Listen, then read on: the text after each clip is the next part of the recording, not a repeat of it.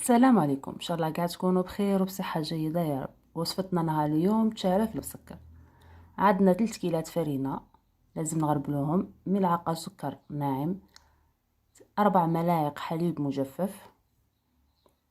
نخلطوا كامل المكونات مع بعض، نزيدوا كيلة مزيج بين الزبده والسمن، نبسوا الخليط مع بعض ونعجنوه بالماء الدافئ وماء الزهر حتى تتكون معنا عجينه.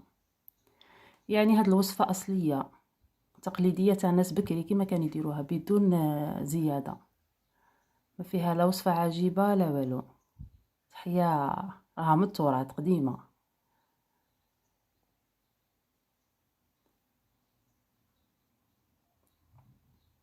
عندنا الحشو 3 كيلات كاوكاو ولا لوز كما تحبوا، ملعقه قرفه، ونجمعوا بالماء وماء الزهر. وزن الحبه 33 غرام. نفتحوها على شكل مستطيل، تقدروا ديروا 30 غرام. نديروا الحشو لداخل وكي نلفوه نحاولوا نخرجوا الهواء، يعني مثل ما درنا في تشارك العريان. هاد العجينه يجيكم بها العرايش، يجيكم بها كعكات، يجي بها بزاف وصفات تقليديه. نحاولوا نغلقوها مليح باش كي نطيبوها في الفرن ما تفتحش معكم. هكذا سيرتو الجوانب نلفوها ديك شتو ما يجي الاطراف قاقع الوسط.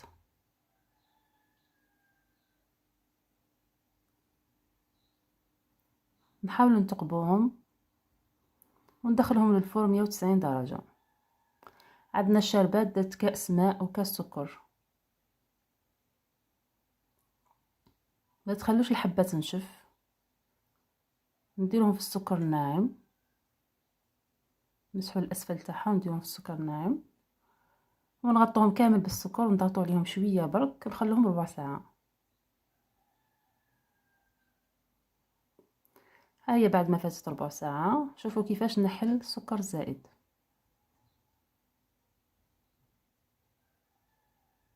ما بغيتش نسرح هاد اللقطه باش تشوفوا الطريقه.